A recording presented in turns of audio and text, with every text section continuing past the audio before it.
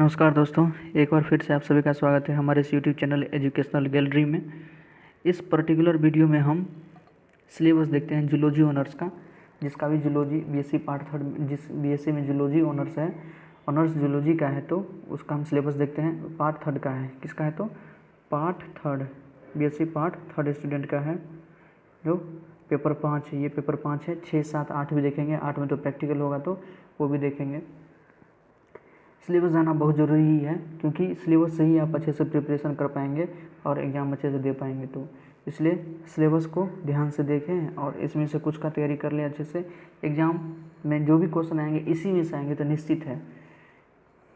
आइए शुरू करते बिना टाइम लैप्स किए हुए। देखिए, पेपर 5 है, फुल मार्क 100 है और पास मार्क 45 है। आइए शुरू करते हैं। ग्रुप ए बायोकेमिस्ट्री से है। बायोकेमिस्ट्री से जो पहला क्वेश्चन है,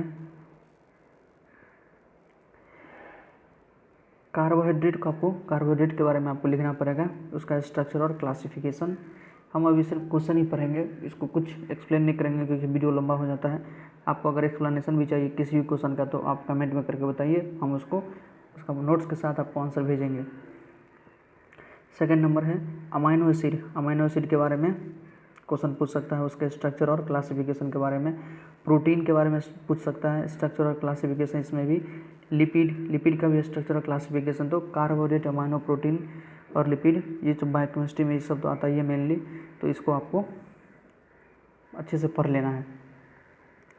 पाँचवा में nomenclature and classification of enzyme, mechanism of enzyme action. Enzyme का नोमेनक्लेचर है, उसको किस प्रकार से क्लासीफाई किया गया है। 13 सब क्लास है, 6 क्लास है, आप अगर पढ़े होंगे तो ध्यान होगा। और एंजाइम कैसे कैसे काम करता है, उसका मैकेनिज्म। विटामिन्स के बारे में क्वेश्चन पूछ सकता है। Selected metabolic pathway, glycolysis, Krebs cycle and beta oxidation of fats.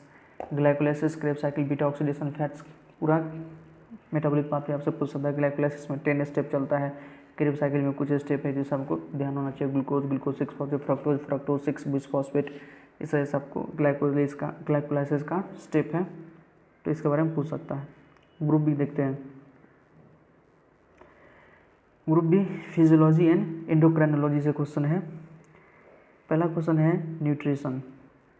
Nutrition से क्या, डाइजेशन और एब्जॉर्प्शन आपको देखना है। डाइजेशन और एब्जॉर्प्शन, रेस्पिरेशन में transport of gases, CO2 O2 का किस प्रकार से ट्रांसपोर्ट होता है, मतलब O2 RBC के साथ कितने परसेंटेज जाता है। CO2 का ट्रांसपोर्ट हीमोग्लोबिन भी करता है और CO2 प्लाज्मा के साथ भी जाता है। तो यही ट्रांसपोर्ट ऑफ गैसेज, आपको इसमें यही सब लिखना है। Circulation, blood composition and blood clotting mechanism. Blood का कंपोजिशन क्या क्या है, ब्लड में कौन कौन है, RBC है, WBC है, प्लेटलेट है। इसके अलावा WBC को कई भाग में बांटा है, 5 भाग में बांटा हुआ है। मोनोसाइट, लिम्फोसाइट, न्यूट्रोफिल, एसिडोफिल, ये सब आपको लिखना है। और blood clotting mechanism, blood clotting mechanism अगर आप पढ़ें तो कैस्केड थ्योरी चलता है, ताश के पत्ते की तरह, एक के बाद दूसरा स्टेप, एक के बाद दूसरा स्टेप चलता है। फाइब्रिनोजन को फाइब्रिन में बदलता है, तो ये सारे स्टेप, और कैल्शियम वहाँ पर बहुत बड़ा रोल अदा करता है, तो ये लिखना है। सर्कुलेशन में एक्सक्रीजन में है urea cycle, removal of nitrogenous waste and osmoregulation. Urea cycle के बारे में आपको लिखना पड़ेगा। Nitrogenous waste and osmoregulation के बारे में आपको लिखना पड़ सकता है। पाँचवा है physiology of muscle contraction and nerve conduction. Muscle contraction का पूरा फिजियोलॉजी क्या क्या है, एक्टिन मायोसिन के बारे में लिखना पड़ेगा, सार्कोमेयर के बारे में लिखना पड़ेगा, नर्व जंक्शन सब जो बनता है उस सब के बारे में लिखना पड़ेगा। नर्व कंडक्शन का पूरा मैकेनिज्म लिखना पड़ेगा, axon, dendron, cyton, neurotransmitter, synapse, इन सब के बारे में लिखना पड़ेगा। 6 नंबर है general characteristics of hormone and mechanism of hormone action. Hormone का जनरल कैरेक्टरिस्टिक्स क्या क्या होता है, तो हार्मोन का जैसे जनरल कैरेक्टरिस्टिक्स क्या हो सकता है, तो हार्मोन जब भी प्रोड्यूस होता है ट्रेस अमाउंट में प्रोड्यूस होता है। हार्मोन एंडोक्राइन एक्सोक्राइन दोनों से निकलता है, और हार्मोन बहुत ही ट्रेस अमाउंट में निकलता है, उसका न्यूट्रिशन से कोई लेना देना नहीं है। तो बहुत सारा है कैरेक्टरिस्टिक्स, हल्का फुल्का हम आपको एक ओवरव्यू देते हैं, आपको ये पूरे बुक में मिल जाएगा। अगर नोट चाहिए तो आप हमें कमेंट करके ज़रूर बताएं, हम निश्चित भेजेंगे। 7th नंबर देते हैं structure and function of pituitary, thyroid, adrenal and islet of Langerhans. Structure function of pituitary, एक तो पिट्यूटरी का स्ट्रक्चर बनाना है, थायराइड का बनाना है, एड्रिनल का बनाना है, आइलेट लैंगरहैंस का बनाना है। पिट्यूटरी आपको पता हो, इसको मास्टर और मास्टर ग्लैंड भी कहते हैं। तो ये तो ग्रुप ए ग्रुप बी का हो गया। पेपर वन से उतना सिलेबस, पेपर वन का उतना, ए का उतना, पेपर 5 का उतना सिलेबस था। पेपर 6 का देखते हैं, ये भी थ्योरी है। पेपर 6 में थ्योरी देखते हैं ग्रुप ए, ये है बायोटेक्नोलॉजी और इम्यूनोलॉजी से क्वेश्चन आएगा इसमें। पहला है concept and scope of biotechnology, biotechnology का कंसेप्ट क्या है और उसका स्कोप क्या है उसके बारे में लिखना पड़ सकता है, तो उसको आपको स्टडी करना है। Biotechnology and human welfare, biotechnology से ह्यूमन वेलफेयर किस प्रकार से रिलेटेड है, इसका जानना जरूरी है। Basic concept genetic engineering, genetic engineering का बेसिक कंसेप्ट क्या है। रिस्ट्रिक्शन एंजाइम RE1 RE2 आप तो पढ़े होंगे, इको R1, बहुत सारा रिस्ट्रिक्शन एंजाइम्स है, उसके बारे में आपको लिखना पड़ेगा। रिस्ट्रिक्शन एंजाइम जो कि DNA को काटने में मदद करता है, मॉलिक्यूलर सीजर जिसको कहते हैं।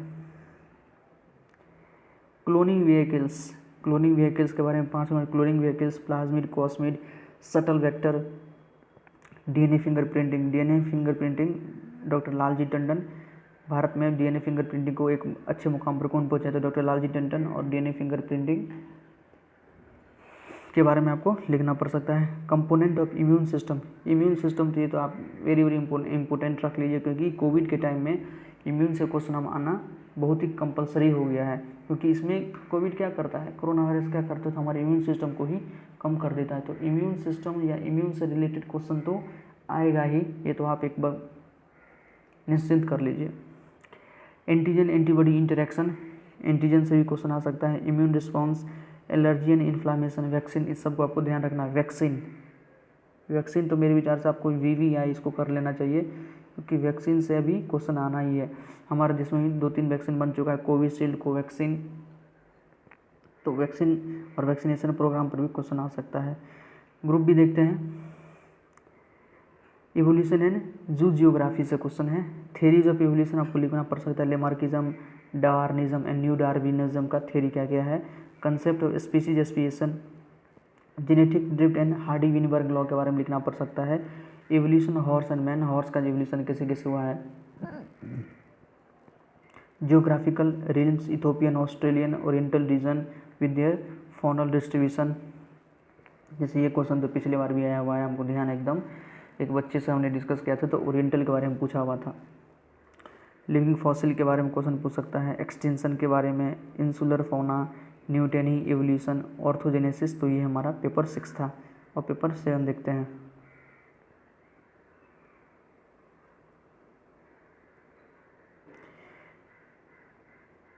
पेपर 7 भी थ्योरी ही रहेगा, इसका ग्रुप ए देखते हैं। तो मेडिकल जूलॉजी है, pathogenic microbes, virus and bacteria, virus के बारे में फिर वही आ गया, तो वायरस इंपॉर्टेंट ही, बहुत ज़्यादा इंपॉर्टेंट हो गया इस बार, तो वायरस को आपको अच्छे से पढ़ लेना है, क्योंकि ये क्वेश्चन आएगा ही आएगा, आप एकदम निश्चित कर लीजिए इसको। पैथोजेनिक प्रोटोजोआ, इस पर वायरस पे तो एक अच्छे से नोट्स बना लेना चाहिए, वायरस पे, वैक्सीन पे, इम्यून सिस्टम पे। Pathogenic protozoa, Plasmodium, Leishmania, Wuchereria, bancrofti, Ancylostoma, duodenale, smallpox, aetiology, occurrence and eradication smallpox पर, AIDS, hepatitis B, polio, cancer, aetiology, prophylaxis and therapy, family planning, contraceptive measure और family planning, ये भी, इसका भी खूब चर्चा उठ रहा है हमारे देश में अभी, जैसे यूपी में भी इस बिल पर चर्चा हो रहा है, हो सकता है वहाँ लागू हो और पूरे भारत में बाद में भी लागू हो सकता है। तो फैमिली प्लानिंग में एक बहुत बड़ा इशू होने लगा है अभी।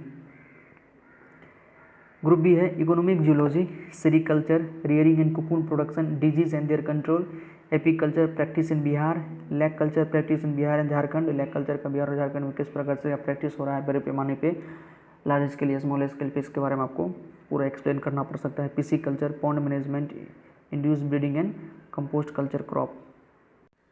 उसी में आगे देखिए, pest management, paddy, wheat, rice के बारे में पूछ सकता है। Poultry, major fowl, breed system of rearing, common disease and their control, biology of vector and their control major, vector का biology.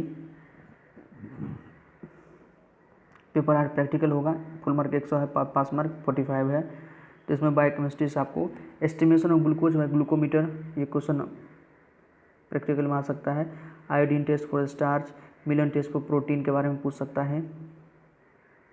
hematology, estimation of RBC and hemoglobin, differential count of WBC in different group of vertebrate, determination of blood group and ESR, detection of glucose in urine, economic zoology, identification description of two fishes provided silk moth musca, Culex anopheles, endocrinology से study of endocrine gland through graphics and to comment upon endocrinological slide provided, presentation with the help of charts model 10, class record, उसके बाद view voice हो सकता है। तो ये पूरा आपका सिलेबस रहेगा पेपर 5, पेपर 6, पेपर 7, पेपर 8 का। तो सिलेबस आपको पता चल गया। अब इसमें से कुछ क्वेश्चन जो आपको अच्छा लगे उसको आप अच्छे से एक नोट्स में बना ले। मैं तो कहूँगा कि वैक्सीन से रिलेटेड, इम्यून सिस्टम से रिलेटेड, वायरस से रिलेटेड जो भी क्वेश्चन है उसको आपको अच्छे से नोट्स बना लेना है, क्योंकि ये क्वेश्चन तो 110% आएगा ही आएगा। तो इसको आप आसानी से लिख पाएंगे कम समय में, तो आपके लिए बेटर होगा। आपको ये वीडियो कैसा लगा ज़रूर कमेंट में करके बताएं। और अगर आपको ये चैनल अच्छा लगा, हमारा काम अच्छा लगा, तो हमारे चैनल को लाइक करें, सब्सक्राइब करें और अपने दोस्तों को भी बताएं, ताकि उसको भी सिलेबस के बारे में पता लगे और आगे हम जो भी वीडियो बनाएंगे वो आपको भी जल्द से जल्द पहुंच पाएगा। तो धन्यवाद।